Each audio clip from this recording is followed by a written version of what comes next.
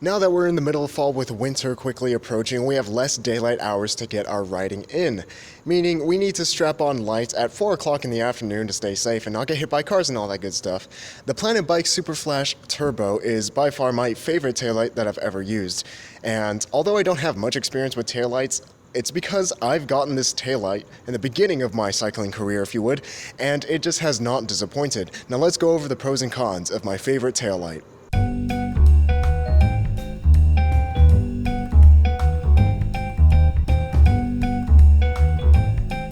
The first great thing about this taillight is, of course, the affordability. It only runs between $20 to $30, so it shouldn't put that big of a dent as some of the other more expensive taillights do in your budget.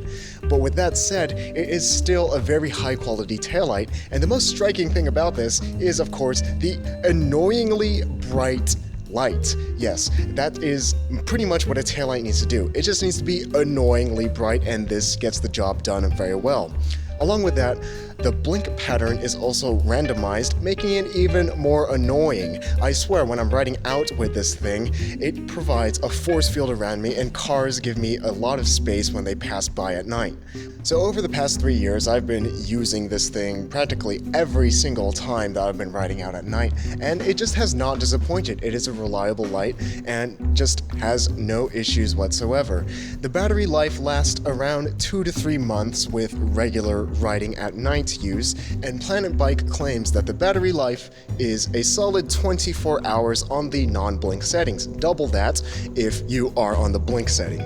Another thing that I really like about this light is just the simplicity. There's just one button that you push, and there are 2 settings. Well, technically 3. There's off, and then there's on blinking, and on solid. And it just makes operating the thing really simple. A problem that I've had with other lights is just that there's one button but way too many settings.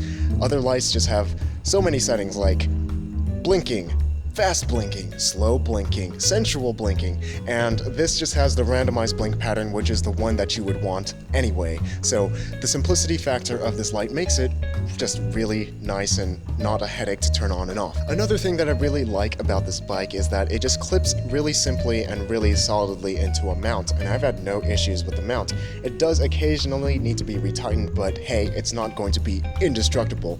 It's just very durable, and it works, it's simple, it won't fail on you. If the light mount isn't really your thing and you like to keep your bike free of accessories and have that nice clean aesthetic, well, you could just as easily clip this light onto your belt loops or your messenger bag or backpack or whatever you may have to be visible. I've done this myself when I've ridden someone else's bike and just kind of clipped it onto my belt loop, and it has hung on tight through sprinting through rocky roads, and it just refuses to be lost in the road. A pleasant surprise that I've found out of this taillight that I wasn't expecting to get out of it is how durable it is. I've dropped this thing numerous times, and it has some cracks here and there, but it still holds together fairly well.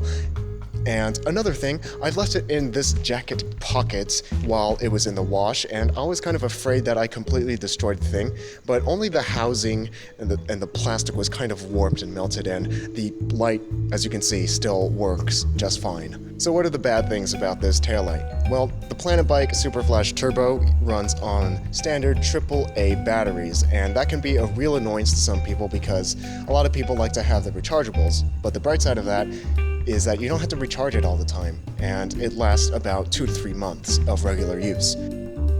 Now, I don't mean to contradict myself, but I'm going to contradict myself here. The durability is another con, along with it being a pro. Now, it hasn't been in my experience, but I have seen in other people's experiences that the housing just kind of pops off suddenly, and some people have even lost their taillight on bumpy roads because the light have just popped off from the housing, but I've never had this issue.